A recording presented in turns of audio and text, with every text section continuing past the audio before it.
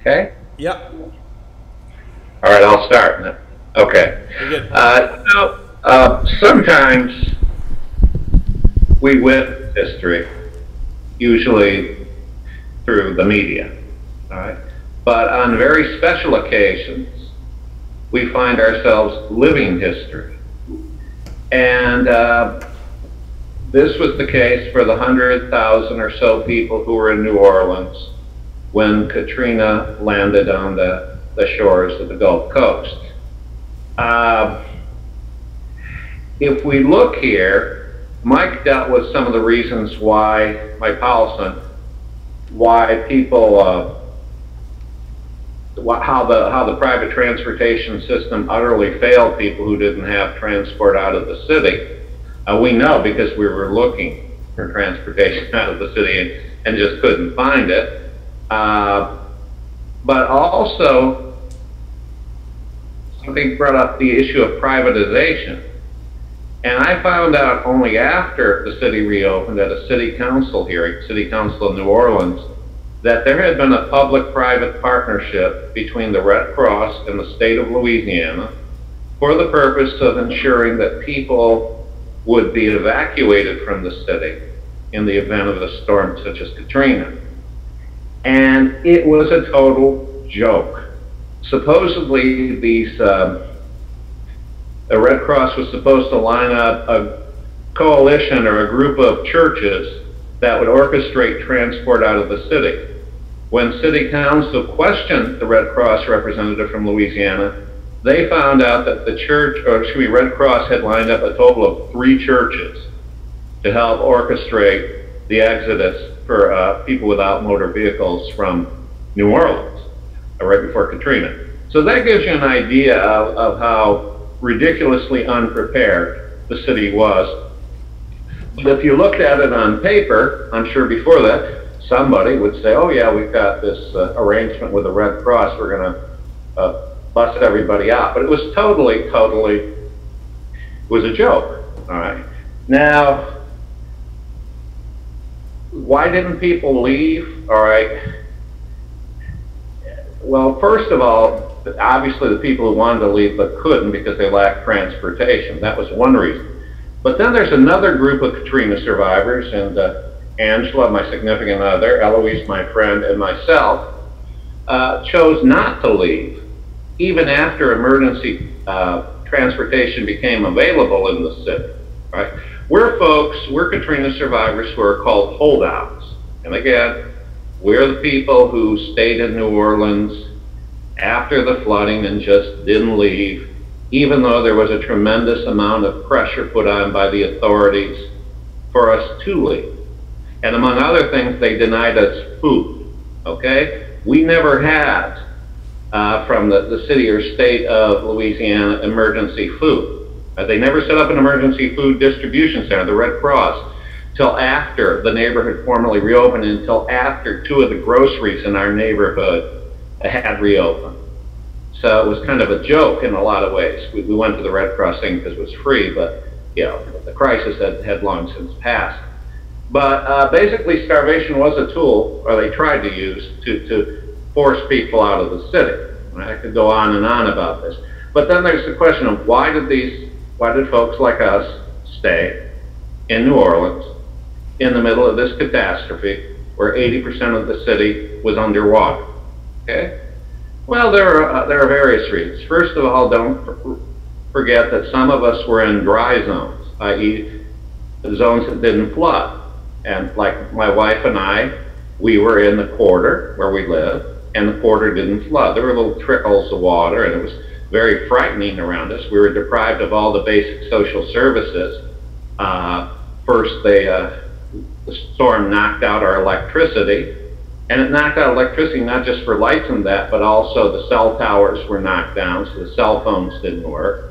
And basically, electronic communication was knocked out by the storm. And then the city, on Wednesday after the storm, shut off the water, which created a big problem for those of us who were boiling water. And then 2 days later, which I would have thought they would have shut off first, would have been the gas. So I know in retrospect, I've seen those pictures of fires burning in the city while it was flooded. And a lot of it had to do with the fact that they didn't shut off the gas until like the Thursday after the storm, which didn't make any sense to me. I would have thought that would have been the first thing they would have shut off. But there was a lot of incompetence, I guess you could say. If we look here, excuse me, with Katrina, basically the tidal surges from the storm, as an earlier speaker mentioned, caused multiple breaching in many of the city's levees that were designed to protect the city. So as many of you have heard that we're like in a soup bowl, and so when the breaches hit, then the city began to flood. Right? And so people who lived next to the levees were usually the people who died, because they were, the levees would blow and they'd be in the home right next to it. But for those of us, some of us like Eloise, who was on the West Bank, or Angela and myself, we were in the quarter, and that area was relatively dry. So why did holdouts not want to leave? Why did these crazy people like ourselves want to stay? Okay, well, there's a lot of reasons what went through our mind, and they didn't really interview us too much for that. One was because we simply didn't want to abandon our home in a time of crisis. You all should know that this attachment to home can be very, very, very powerful.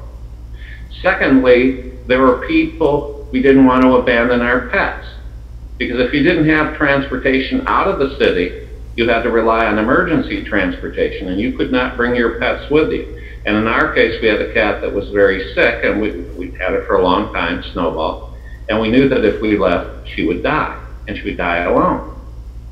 And we didn't want that to happen to her. You all know those fur balls are like, they're family. And there were some people who just didn't want the government telling them to leave their home, to leave their city, to leave their neighborhood. I mean, it's a very intense thing when you're told, go and leave your home. All right, it really, really, especially if it isn't underwater, but for whatever reason. And so there's something about people who want to stay settled. I think you can all identify with that. And the holdouts were people who refused. That feeling was so strong they refused to leave. Now,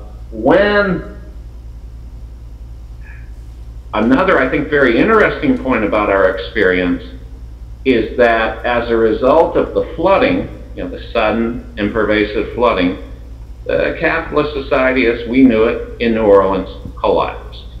All right, we lived in America at a time when the government and the economy of the existing capitalist order just died. All right?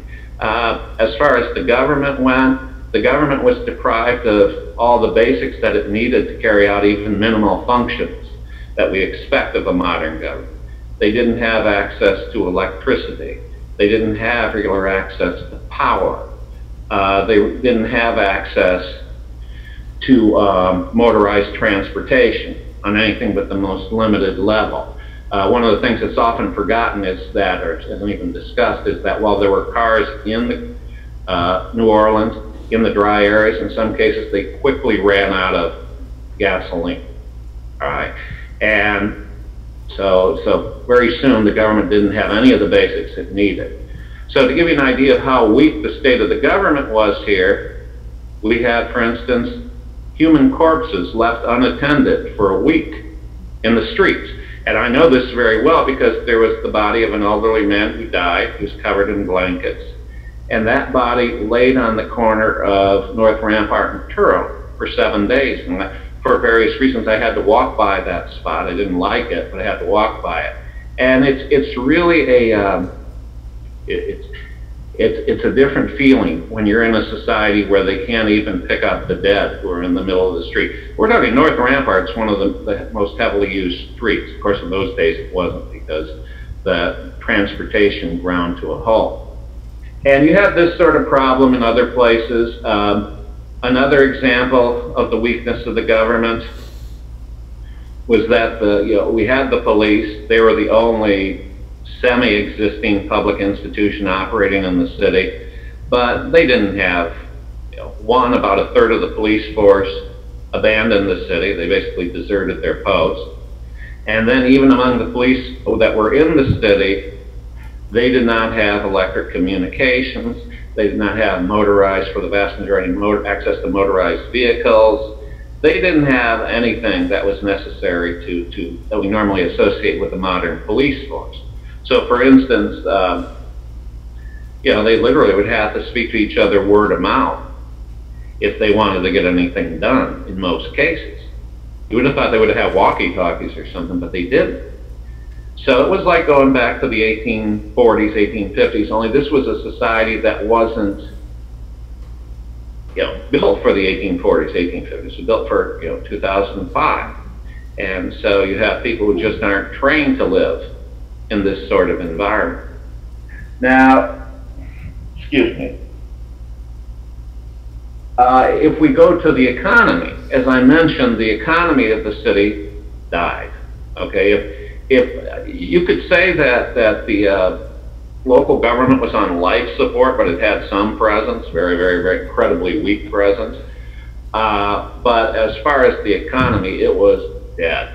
Okay, and that basically because the same public infrastructure that the government needs to operate, so does business. Business always talks about how they can do everything without the government, how they can get things done on their own. Well, once the public infrastructure went down, they all shut down. All but the very smallest businesses need a lot of public infrastructure. And with Katrina, that infrastructure shut down. The roads, the electricity. And so all these, the capitalists who controlled these businesses, small, medium, and large size, didn't make any effort to reopen. Now, part of it was the government had closed the city, but part of it was they simply were not in any condition to operate.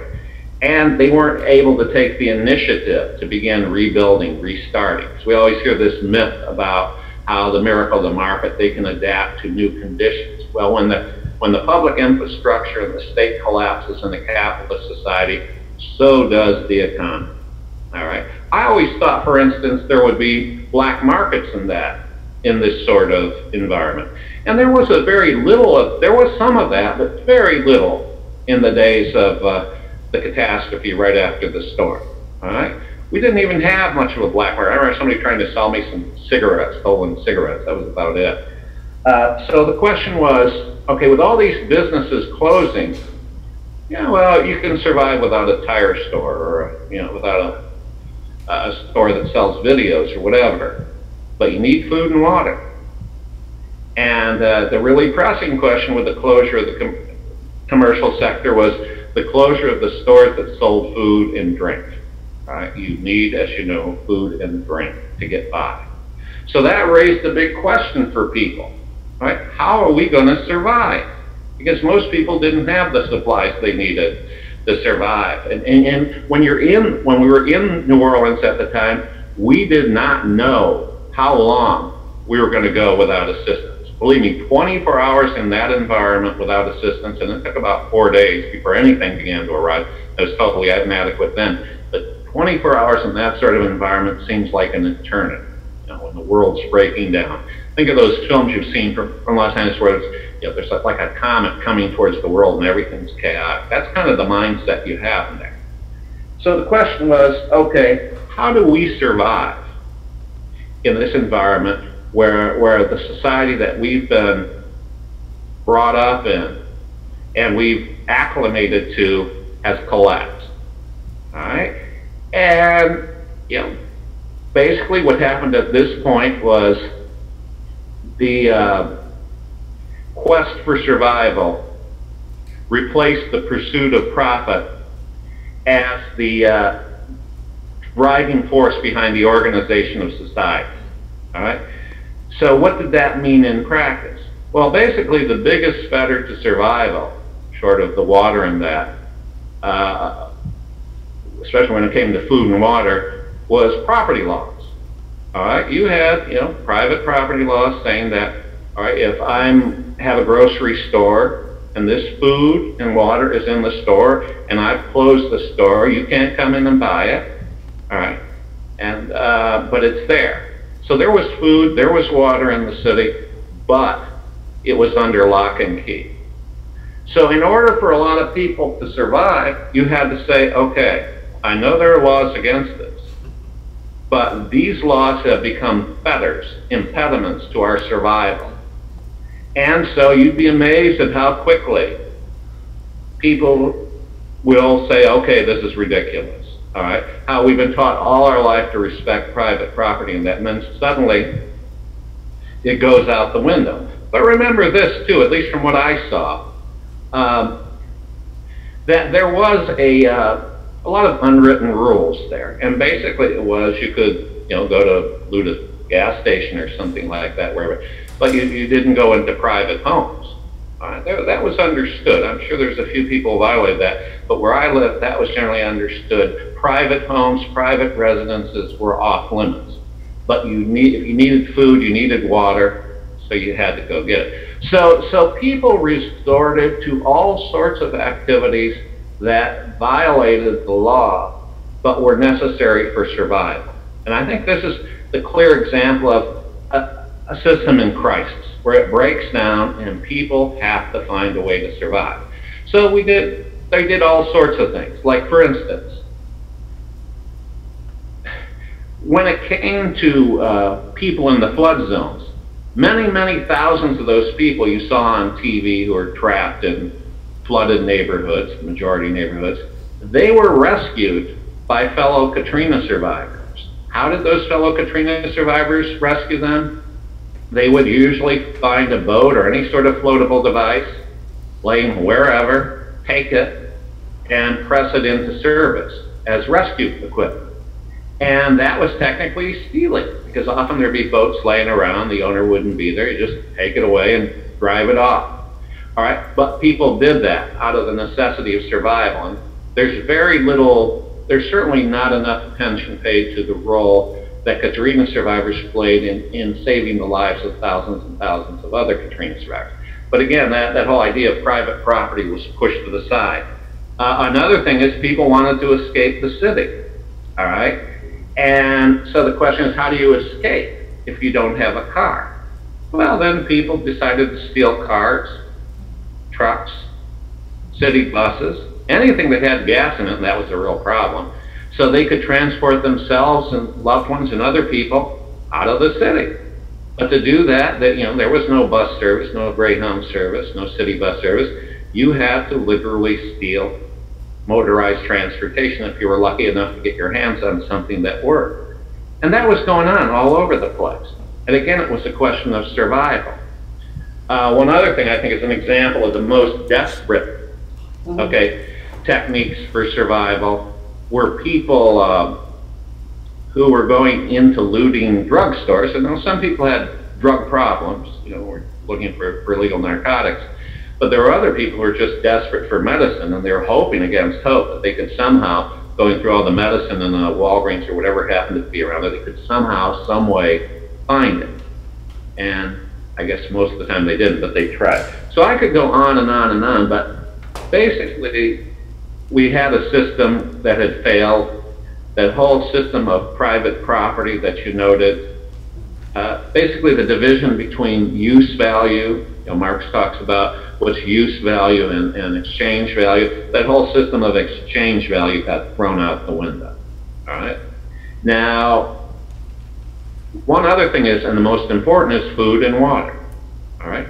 There are 100,000 people still in the city, and they needed to get food and water somehow, all right?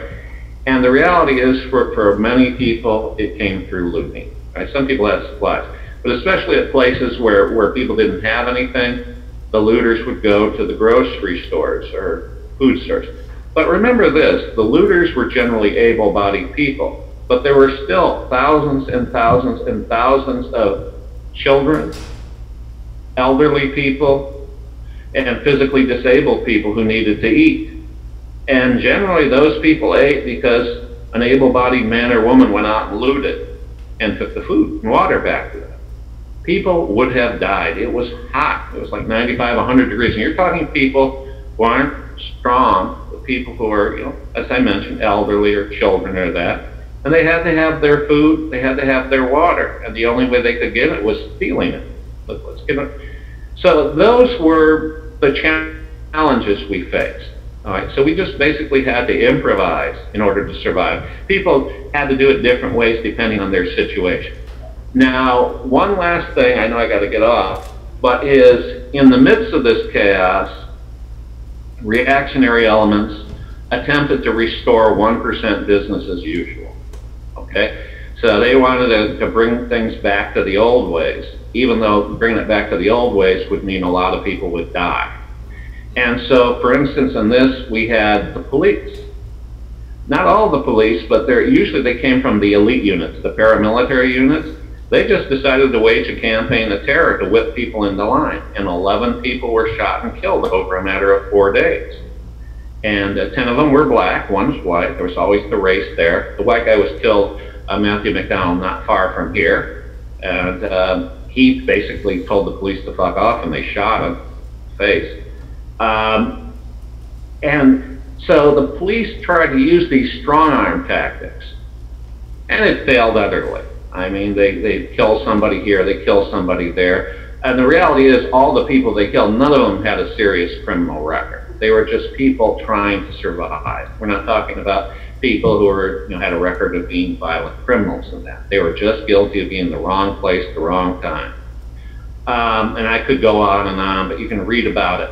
Now, eventually these police were, some of them anyway, small minority, some were brought to trial, they were convicted, but then later their convictions were overturned on the basis of prosecutorial misconduct. So that sent a hell of a message to, the police the next time there's a big crisis. And then there was, okay, is that it? No, keep going, keep going. Keep going, keep going. Okay. Okay. So, and then there were, like, in some neighborhoods, very few, but there were some, like, I'd heard militias, where I don't hear, and they would, like, intimidate people who weren't from the neighborhood, and if it was usually a white neighborhood, then black people would be harassed. Over where Eloise lives, they had a lot of that going on. So you had that, though I didn't notice that in the quarter, but that's, for many of the areas I live in. So you had that sort of mentality. Now, I'm not going to talk about the profiteers and the other gangsters who are up in Baton Rouge trying to, get ready to sell out the city. I'm talking about us, the people who were in here. And we wanted to survive. We wanted to help people survive. We did the best we could. And we had good reasons for staying there, but we also lived through a period where basically the capitalist system collapsed, and we had to find a way to survive. And that's one of the lessons.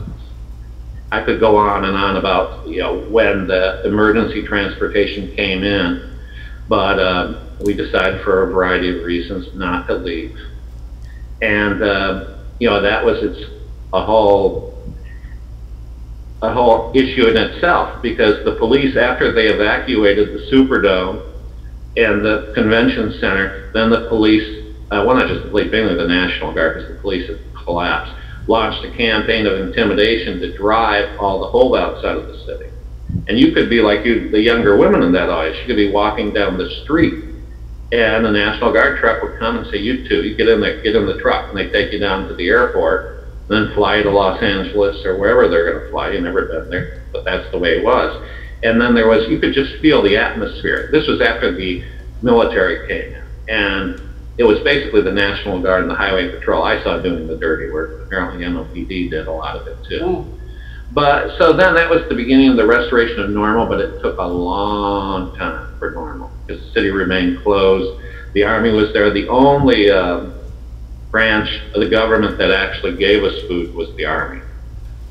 The others, they just wanted us out. And so we actually had soldiers from the 82nd Airborne Division who had come straight from Iraq, and they were like, I found the most friendly. The rest, the National Guard, the Highway Patrol, including the Chips from California, they were horrible. You're welcome. They were actually taking people in non-evacuation zones, putting them on planes at the airport and flying them off to Utah or somewhere. And they were in areas where you didn't have to evacuate. But anyways, that's it. Okay, thank you.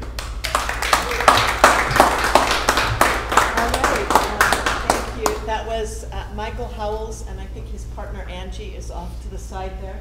Yeah. And the next speaker is Eloise, a longtime ACORN activist in housing. and she's going to tell us about her experience. Hello, everybody. We're still living a nightmare here in the city of New Orleans. We found no support from our leaders, our political leaders, to help us in a tragedy time.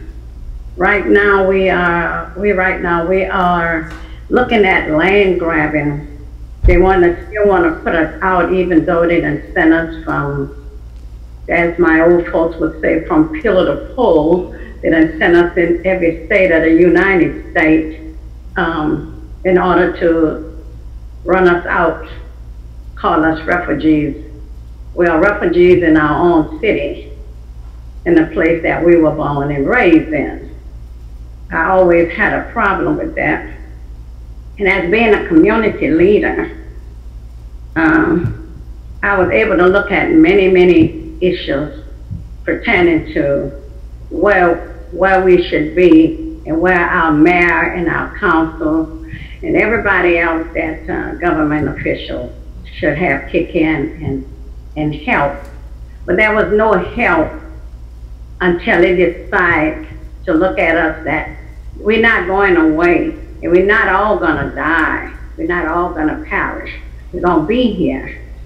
So myself, being a community activist, I have to oversee a whole lot of people in order before I can leave out of here.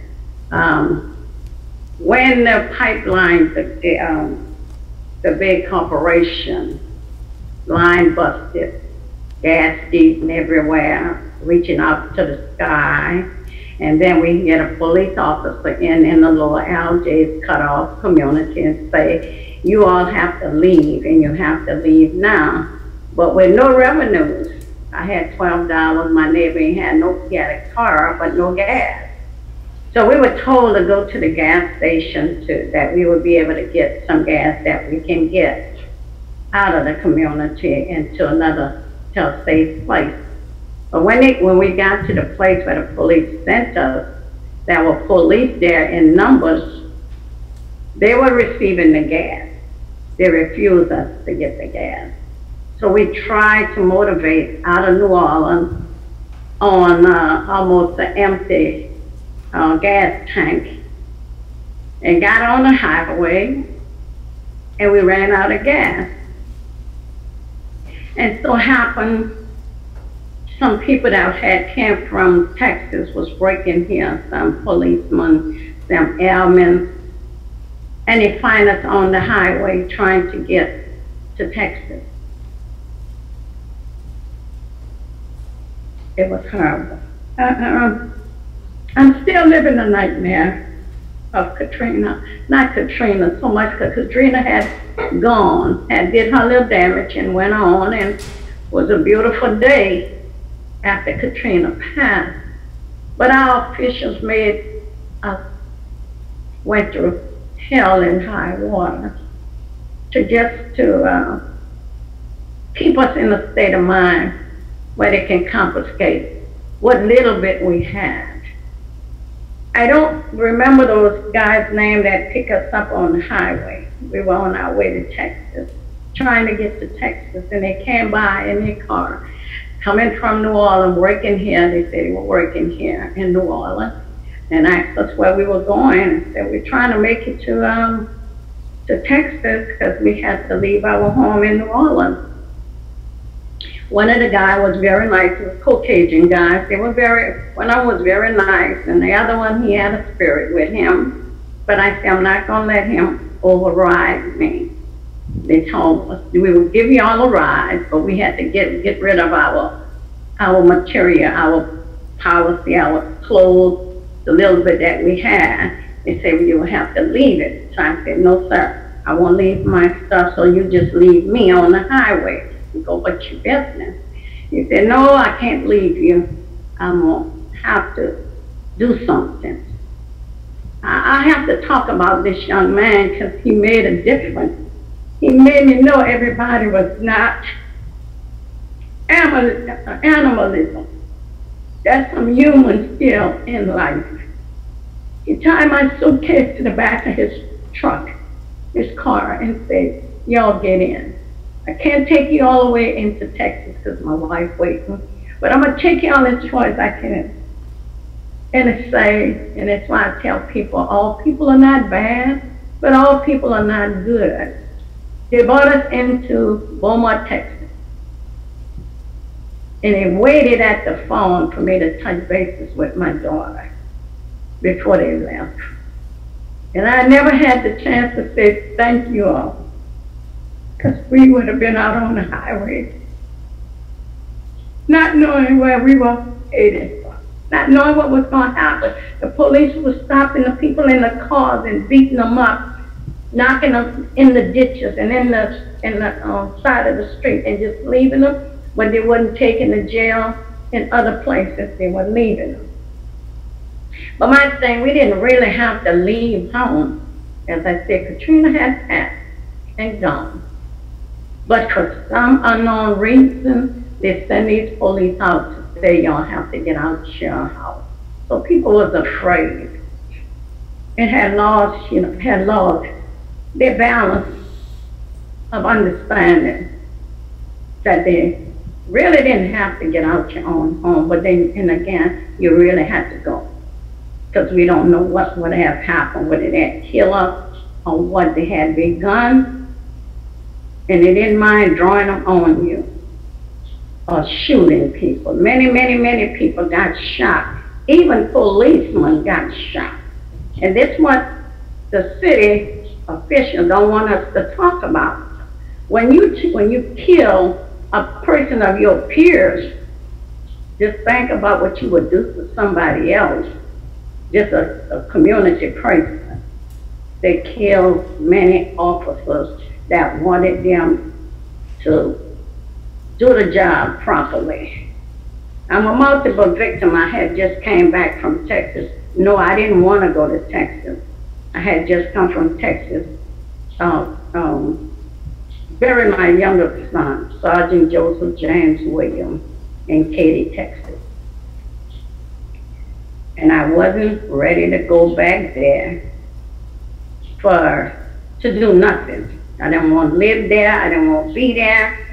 I just wanted to be home. I did not want to go back where I had just come from burying my son. 2005, my younger son had been in the military all his life, making his 41-year-old and coming out the military and was murdered. So I had no life for Texas and its surroundings. I wanted to be home, and I want my people to be safe. But there was no safety here because the government and the city officials had plans to make sure they take away from us what we have worked for all our life. And I'm still talking about it.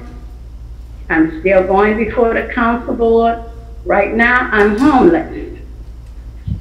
As someone who has worked with ACON to give people homes, to make sure people were able to get loans to be a first-time homeowner. I was a first-time homeowner, but not through ACON. So I decided to join ACON. They help the people that couldn't help themselves to get homes.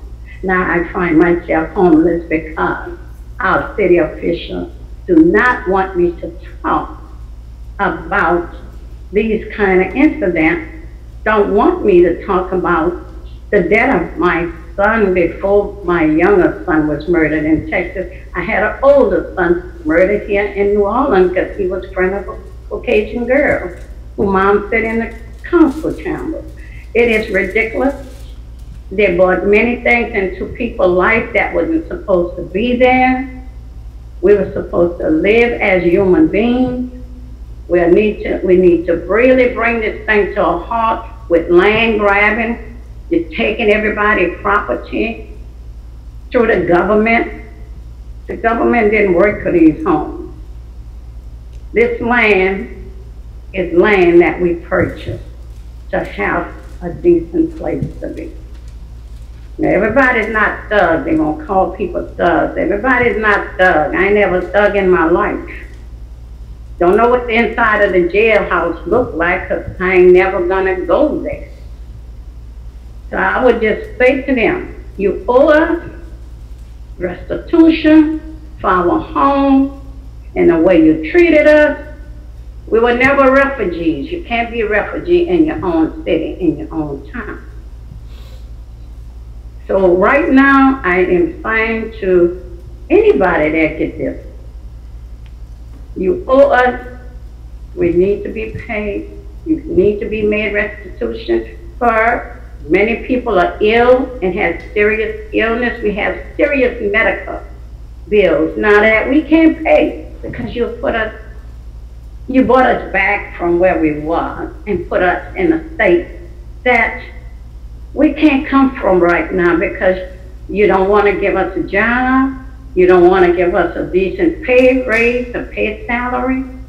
So you just want us to live like animals.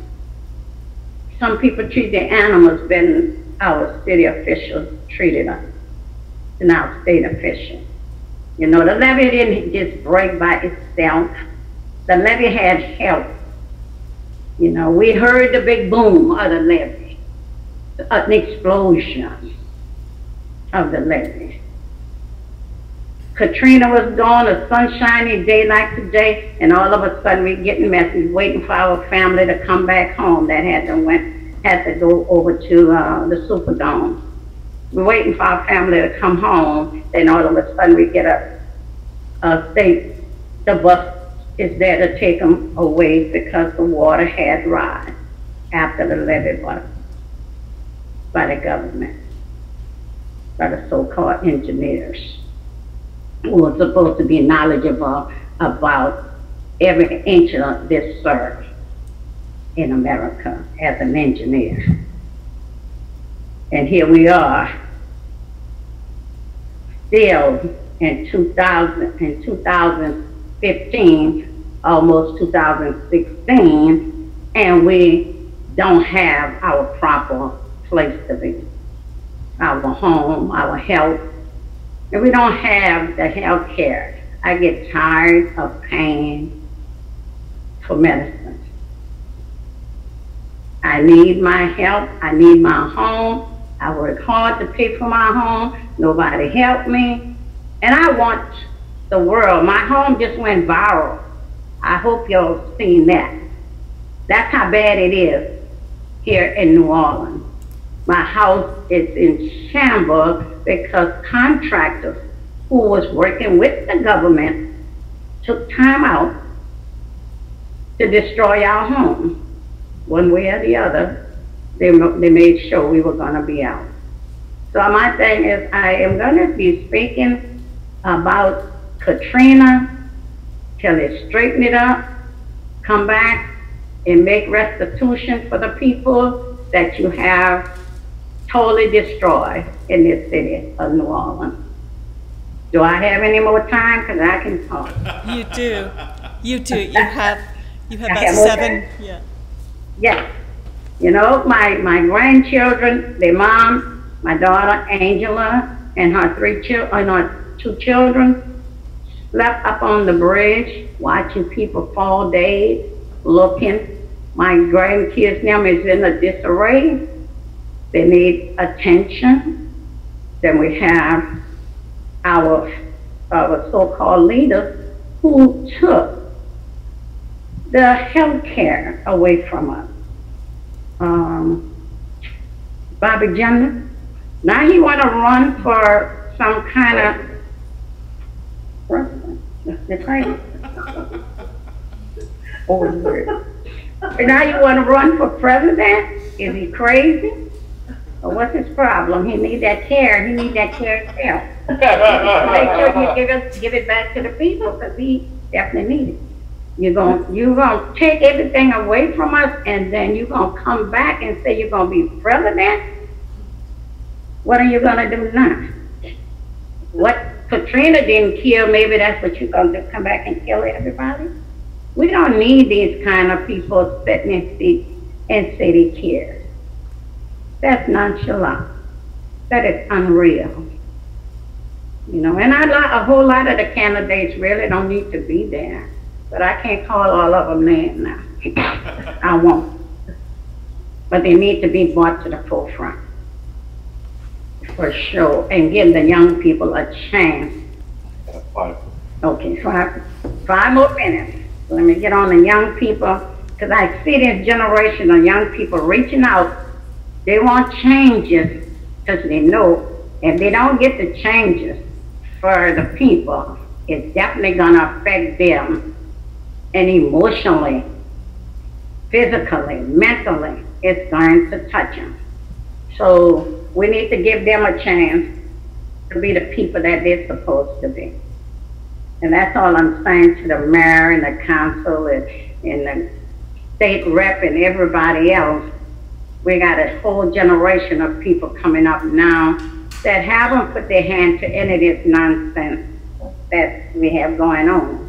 So we need them to see us through. And that's how many more minutes I have? I don't want to go over. You got 4 more minutes. 4 more? Okay. Thank you. Yes, and I was trying to get to our President Barack when he came to New Orleans to see what had happened in New Orleans, but I missed him because for sure enough, New Orleans is a city, the Lower Algiers is a city within a city of New Orleans. We don't get anybody to come to that part of the city. I don't care how many busload of people come to tour, they don't come to the Lower Algiers community and tour it. So let me put that on the president's mind. Whenever you come back into New Orleans, Miss Eloise gonna be waiting for you with my poster and say, Algiers is over the GNO Bridge. Could you come over the GNO Bridge? There's people over there. There's people that need your assistance over there, so come. Because we definitely need you. We need the president, we need the government to come and look at what they have done to us as poor people. Somebody want to ask me something? They have their hand up. You can ask me. If you guys want to ask, maybe just come a little bit closer so that she can hear you on the microphone. Yeah. You said there was a political figure that took away the funds from people and now he was running for president. Could you repeat the name of that person, please? Bobby Jones? Governor. Mm-hmm. What year was this for? 2005. Okay, thank you so much. He took the money, 2005. No, he came. For the presidential elections, that's what I was asking. You're talking about right now. Oh, 2016, that he want to run now, 2016, but he haven't did anything to show us that he gonna do anything different for us as the people. Got it? Got what I said? That was my main question because I was wondering, a couple of days ago we were in political class and I was wondering what kind of people are qualified to be president, and I heard that Kanye West is gonna run for president, and I was wondering, like, don't you have to be someone politically involved in order to lead the country? And that's why I was wondering about this. No. See, Conrad could come in here and do better than gender. Anybody would ever do. We would take Conrad over any one of them because they had set in position, darling, and helped promote the decay of the city and of New Orleans. So Conway might come in here and do better. All right, I'll see you back. Thank you. Thank you so much. Okay, There's somebody else waving. I just have a couple comments to make, and then we're going to open it up to questions. Okay? Oh, and if okay. I just have a couple things to say, and that is this historian Alessandro Cortelli. He writes about oral history and the interview. He says that interviews with people, they transform our time and space. And I hope that the these interviews can transform our time and public space. The other comment that I have is I think our best journalism is in written form and book form and newspaper form. And so hopefully all of these words can make a difference and can make us move and act on this horrific event, the wake of the hurricane. So I think it would be great to have time for questions. We have David up here. If you have a question for Eloise or Mike, if you can come up and look at the camera. So we have questions, Mike? Yeah, if you guys have a question, maybe you can come closer just so these guys can, if you speak in the mic so they can hear you. David, you know, the narrative that was expressed in the media was apparently not true. In other words, there wasn't the kind of rapes and brutal murders and things like that that the media presented, and a lot of it was carried out based on rumor. And I was just wondering, as a journalist, I mean, did the people in the journalistic world take a reflection on that? Because I know that it was all kinds of hysterical things that were being said, and it turns out that you know, as Mike Howells told me in the Quarter, he said, you know, thousands and thousands of people were flooding in from the Ninth Ward. He said there was no violence, there was no robbery, there was nothing like that. It was people coming together. And if there was any violence, it was actually unfortunately committed by you know, police and officials. But Yeah. the journalists, what did you guys talk about this? Has this been something that's, because it was I think it was kind of a disservice to create this narrative that these people were suffering because they deserved it, because they were criminals. Well, Megan was part of the reason. Not really, because these days almost chocolate city. That was just a word. No, but during the crisis, he said, Well, I think you did say that, the people that were going up people alone, I was almost in places. Waiting all of this kind of stuff. Can you hear him? well, that was one. There was some violence. Oh, Exception. I know that, right? One of the things I thought about was at the time was how if social media was the way it is now, if it had been like what it would have looked like, and how much would have been true and not true and distilled and that. So Well, you know, it was so bad. is it sort A of whole lot this more exercise police left here and never came back. I know. But had but a lot of men that because they we were the had ones on the ground there. so they out there and said, whatever. Well, that's true. A lot of drug addicts left because they couldn't get drugs there. You get alcohol. Hmm. Trying to position a sat phone to like get a signal so we could send, and it was just, it was a lot, and it just you could write the best story in the world and just not get out. But as far as the rumors go and stuff, I think that I never saw any happiness at all. I saw a lot of people helping people. I think the narrative started One of that. the day it stormed, and the media parts after that when people were desperate. No, you don't stay there. Let me just figure out how I can move here. I don't know, trying to survive, and sometimes we'll do whatever it takes. Whatever it takes. You're speak. If you want to speak, speak. No, that's all right. I'm asking you a question. If you're gonna ask a question. The after effect, I think, was not as much. I didn't see. I think that when things, you know, once you kind of feel like maybe you aren't gonna like die in that moment. Still hasn't moved. They mentioned about people getting. Oh, his head moved. Yeah, he didn't for a whole 15 minutes, honestly. I saw people helping people move stuff, save pets. I mean, the pets, that's a whole story. I mean, I saw so many abandoned animals. And the lady up front. It was The cameraman can't control the camera. National Guard, you would see these animals on porches stuck and hadn't been fed in days. You just knew that you were looking at animals that were going to die. I remember that really was difficult for a lot of people because they wanted to save all of them too. You know, everybody wanted to save everybody. It's like, I think there was this the feeling I got was sadness and almost overwhelming desperation. That you couldn't even get your arms around. And as a journalist, I felt like even if I told a story, like I didn't really know like what could that actually do. I mean, maybe, you know, it might tell people what's happening, but could it actually then get, you know, fix this? It looked unfixable to me. I mean, it was The Dow's down worst too thing I've ever seen. I couldn't even get my head around it. It took me a day just to even like. It was worse than Kosovo? And this is after covering. I was in refugee camps in Kosovo, and this felt worse. I think it's because of context, though. Kosovo, Albania took the most refugees at the time.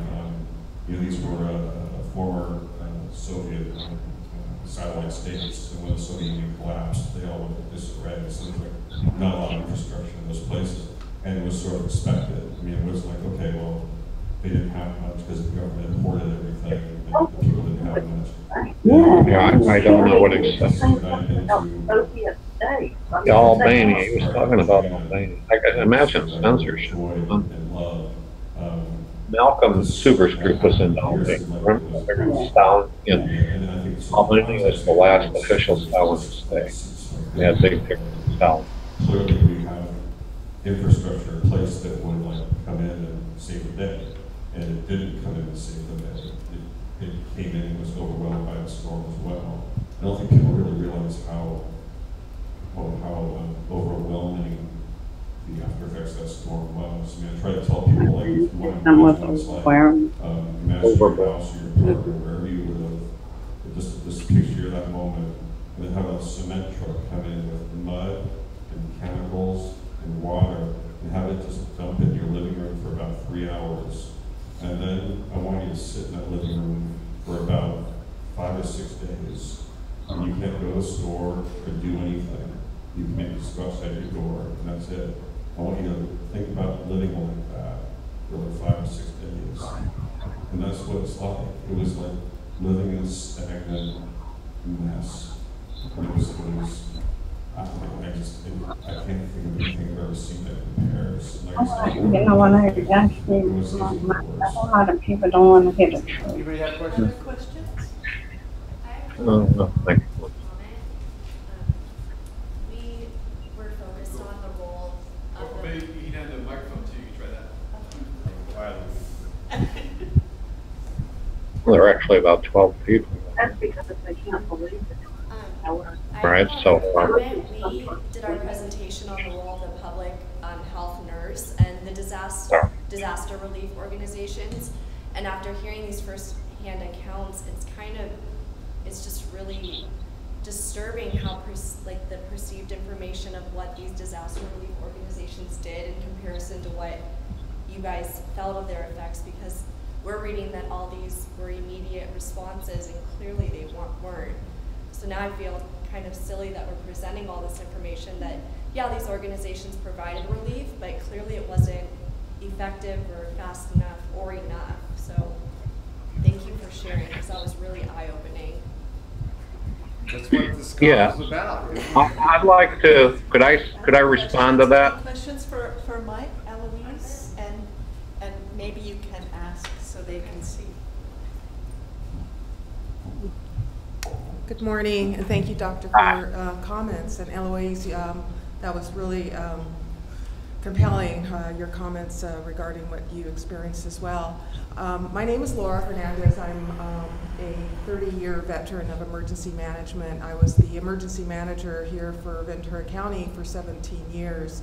And Katrina was it was not a major disaster, it was a catastrophe where we saw the social infrastructure just completely fail, and that is truly the definition of a catastrophe. But I'm wondering, knowing that you were going to stay in your home, what public messaging was there to prepare you to remain in your home for 24 hours, 72 hours? Was there anything that you did to prepare yourself, or that the emergency management agency did to prepare those who decided to stay? No, because the main focus of emergency management was to get people out of the city.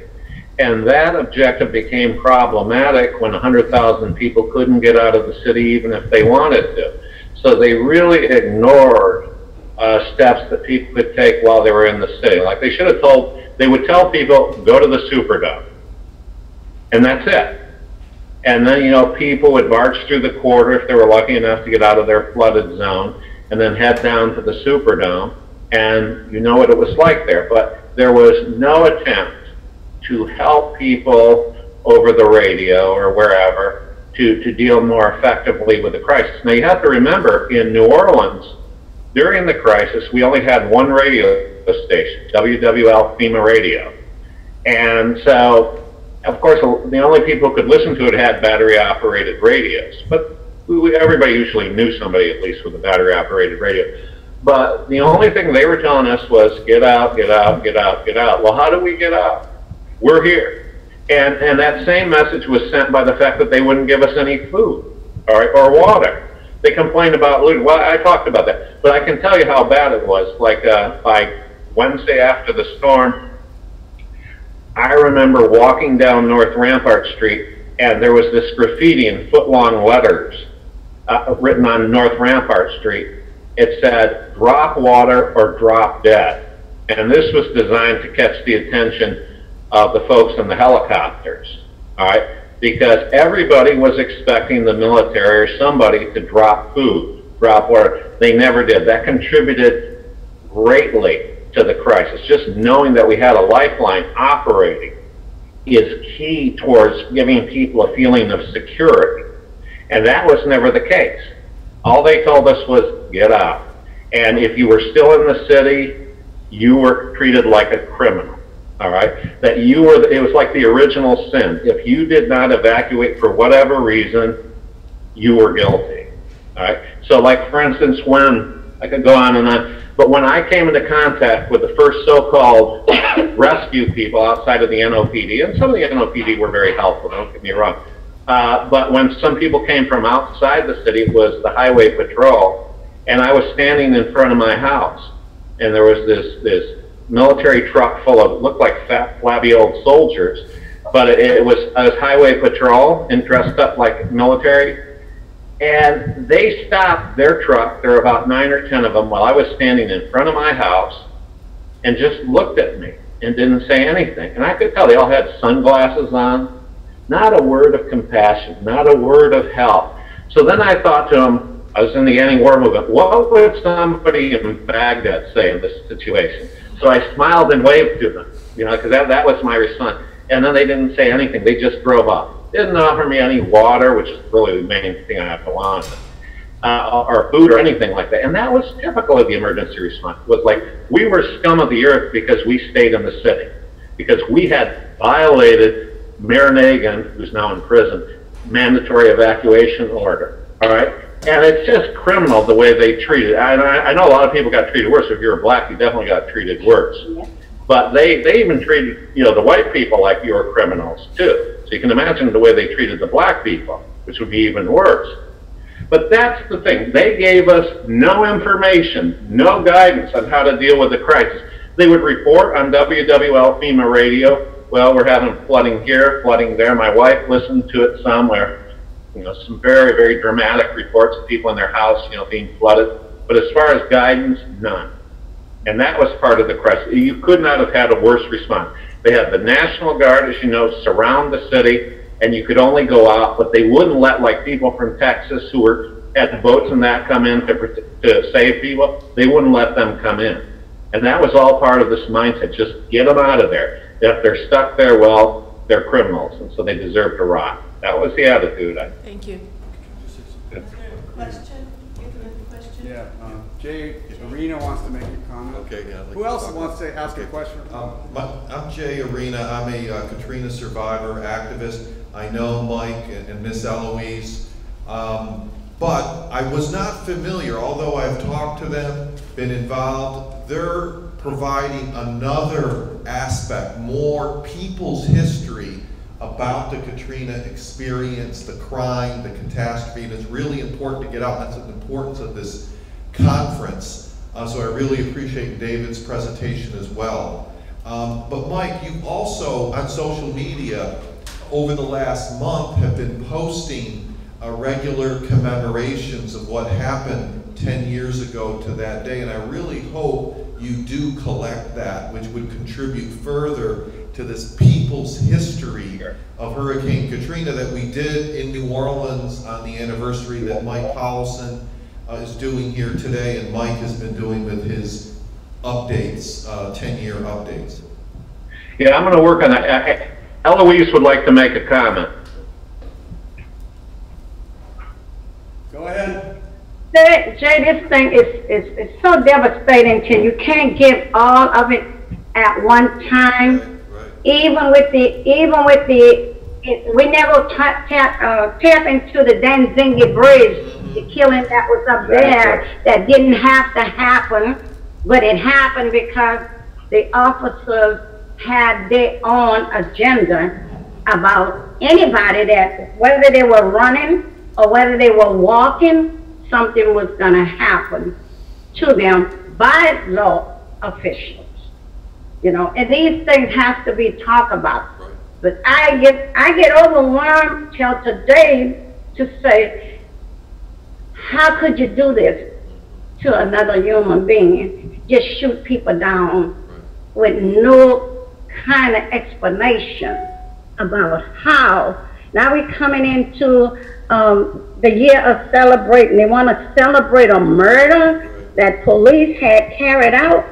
And if you know, there was officers who were willing to stand up, but they got killed. Nobody want to hear about those officers that was murdered here in the city of New Orleans because they wanted to make their official know what had happened. And they were slaughtered until today. They are, what it is, how you say that? It's like it's never happened, but these people are not here anymore. You know, it's just been ridiculous in the city of New Orleans. We're about to have an open door to making them, some of them, be accountable.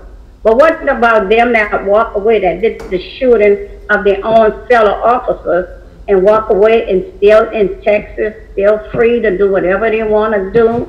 It's a story within a story. It's a nightmare within a nightmare, let me say it like that.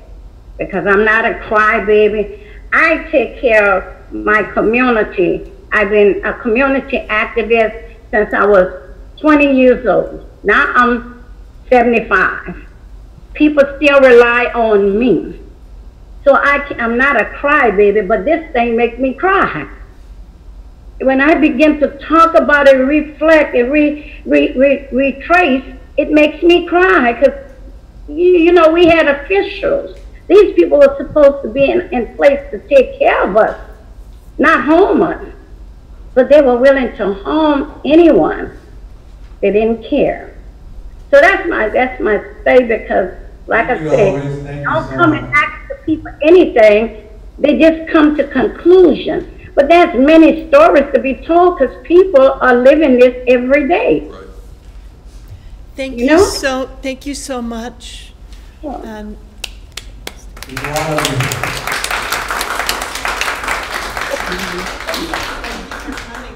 Is there a break? Yeah, you want to take a 5-minute break? Thank you, Eloise. Thanks, you guys. All right, Jay. Bye. I just wanted to add that 6 months after the hurricane, I was in New Orleans and I talked to somebody, and so many people had to go to these bridge overpasses to avoid drowning. And the woman that told me this was white, and she said it was white and black up on this bridge, and these black kids, much to their credit, went out and got water, and they brought it back, and they sold the bottles of water for $1 each as compensation for going to get the water. And the police showed up and they arrested those kids. And the white adults on that bridge protested mightily, and it didn't matter. And these kinds of things, this isn't somebody being shot, but this kind of behavior by our officials, arresting people who are risking their lives to go get water and bring it back. And yeah. This is the story that doesn't get told about Katrina, because right now they're celebrating in New Orleans the wonderful success of Katrina. So it's really privilege. Yeah, I don't see no celebration in this. That shouldn't. We're not celebrating, that's for sure. There's a lot of wet eyes in this room, Eloise. Anyway, we have to take a break. Thank you so much. Thank you, David. Yeah. And we'll just take a